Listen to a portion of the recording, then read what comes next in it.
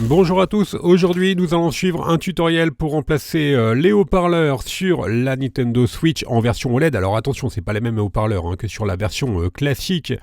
Pour réaliser cette réparation, nous aurons besoin du kit d'outils spécial Switch que vous retrouvez en vente sur Bricophone.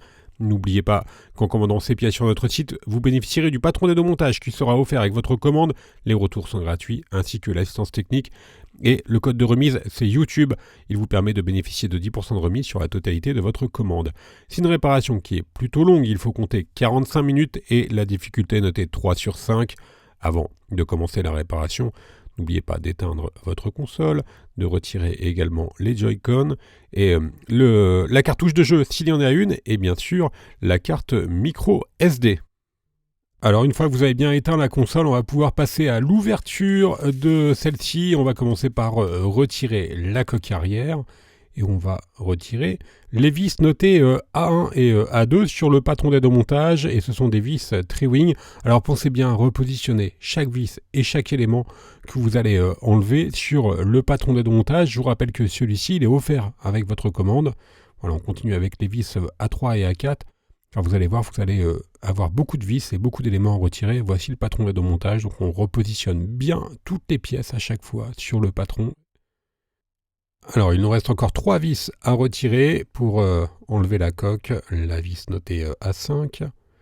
Et enfin, sur le côté au niveau des rails, A6 et A7. Je vous rappelle que bien sûr, là on est en train de démonter la Switch OLED. Vous avez un autre tutoriel pour la Switch classique. Ce ne sont pas les mêmes haut-parleurs qui sont utilisés entre la Switch OLED et la Switch classique. À vrai dire, il y a très peu de pièces qui sont compatibles entre les deux Switch, mis à part la batterie. Voilà, on continue donc à déclipser le contour de la coque arrière avec le support qui va venir. Voilà, on peut s'aider du levier en plastique avant de passer à la deuxième étape. Et dans la deuxième étape, nous allons pouvoir retirer la plaquette métallique et les antennes. On va commencer par déconnecter les deux antennes. Donc les antennes elles sont utilisées pour le Wi-Fi et le Bluetooth. Donc on vient simplement les déclipser à l'aide de la Bruxelles. Et ensuite, vous avez vu, elles sont collées avec un adhésif. On y reviendra un petit peu après. Avant cela, on va pouvoir retirer les vis notées de B1 à B9.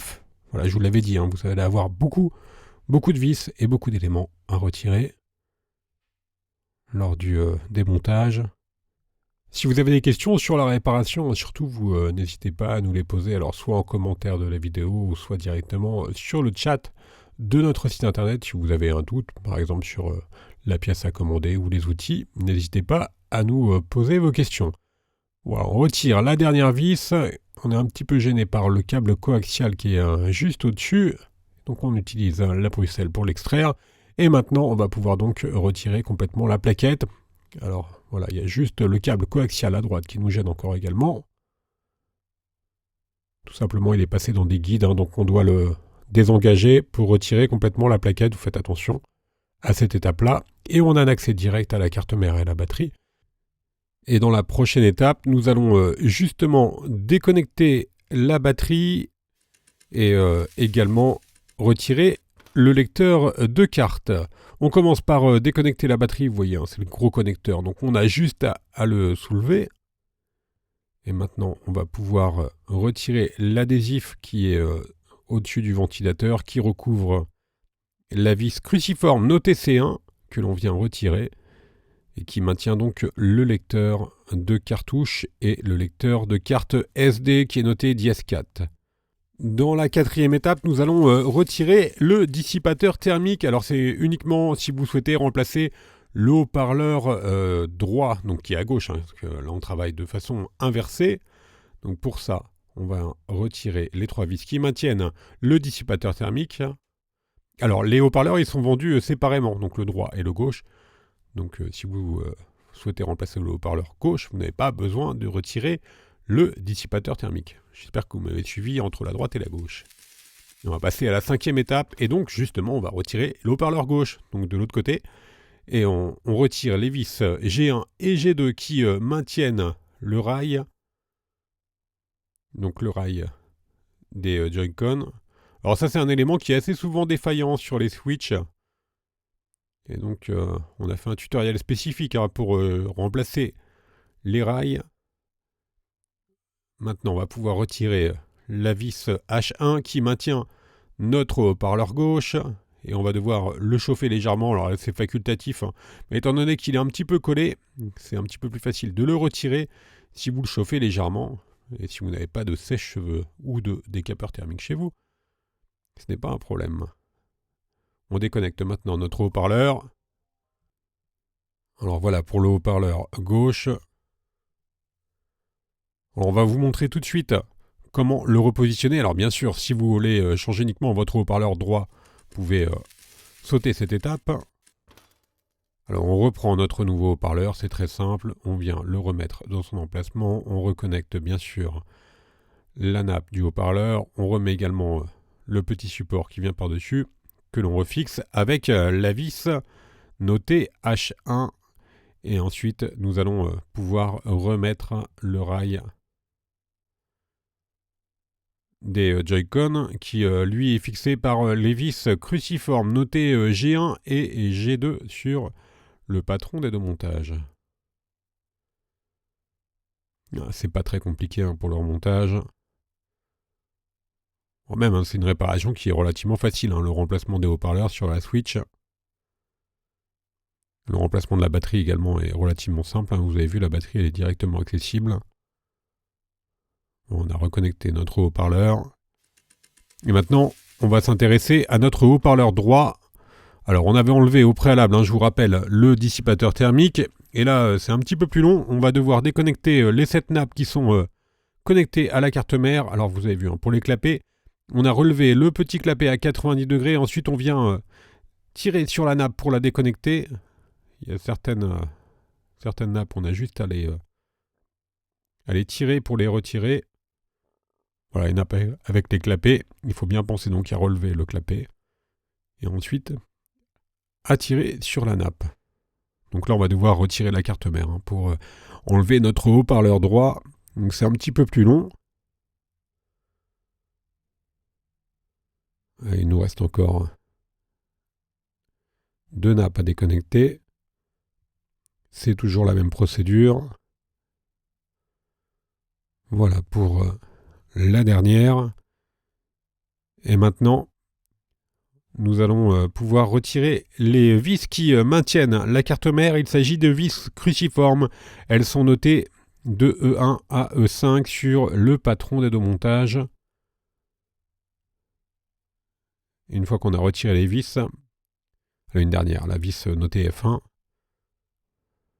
Et donc une fois que l'on a retiré les vis, on va pouvoir déclipser le panneau inférieur légèrement pour faire passer la carte. On la déclipse juste à droite et on retire la carte mère de la Switch OLED. Et maintenant on a un accès direct à notre haut-parleur et pour le retirer, on vient simplement dévisser la vis notée H2. On va chauffer également le haut-parleur pour pouvoir le retirer plus facilement. Et on le retire en utilisant la spatule que l'on fait glisser. Alors il y a un cache, tout simplement. Donc on retire le cache au préalable et le haut-parleur, il est juste en dessous. Et maintenant, on a donc un accès direct au haut-parleur que l'on va pouvoir retirer. Et on passe donc au remontage. Alors au remontage de notre haut-parleur droit et au remontage de la console. Donc on repositionne notre nouveau haut-parleur sur l'emplacement prévu à cet effet. Ensuite, on remet le cache. On vient refixer le cache avec la vis notée H2. Et maintenant, on va pouvoir reprendre notre carte mère. Voilà, on fait bien attention à bien déclipser le cache du bas pour pouvoir encastrer correctement la carte mère. On fait bien attention également à bien remettre toutes les nappes que l'on va reconnecter par-dessus la carte mère. Et ensuite, nous allons refixer celle-ci à l'aide des vis notées F1 et toutes les vis notées en E. C'est un petit peu plus long évidemment pour remplacer ce haut-parleur. Voilà pour les dernières vis. Et maintenant, il ne nous reste plus qu'à reconnecter les nappes. Alors pour les nappes, avec un clapet. Donc là c'est le haut-parleur, on l'avait déjà reconnecté. Pour les nappes avec un clapet, il vous suffit donc d'insérer la nappe et ensuite de refermer le clapet. Donc on insère la nappe avec le clapet qui est relevé à 90 degrés. Une fois que la nappe est bien enfoncée, on vient donc remettre notre clapet à plat. Il ne nous reste plus qu'une nappe à remettre. Alors maintenant c'est facultatif, mais on va remettre de la pâte thermique. Alors on enlève l'autre avec un chiffon. Alors voilà, vous n'êtes pas obligé, parce que vous avez toujours la pâte thermique qui est restée sur le dissipateur thermique. On va vous montrer comment remettre donc de la pâte thermique. La pâte thermique, vous la retrouvez en vente sur Bricophone. Voilà, on met un peu de pâte. Au préalable, on a nettoyé. Et on va ensuite remettre notre dissipateur thermique. Donc je le redis, c'est pas quelque chose qui est obligatoire étant donné que vous avez encore de la pâte thermique qui est restée sur le dissipateur thermique. Si vous voulez la remplacer, vous pouvez bien sûr remettre de la pâte. Voilà, c'est à vous de voir. On a remis le lecteur de carte SD et le lecteur de cartouche. Donc c'est le même module, qui est assez imposant d'ailleurs, que l'on refixe.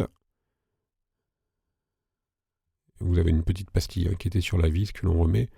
Maintenant on va pouvoir reconnecter la batterie et on va reprendre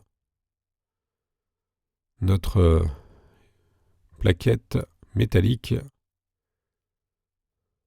On fait attention à bien passer le câble. Vous avez vu, il y a des petits guides.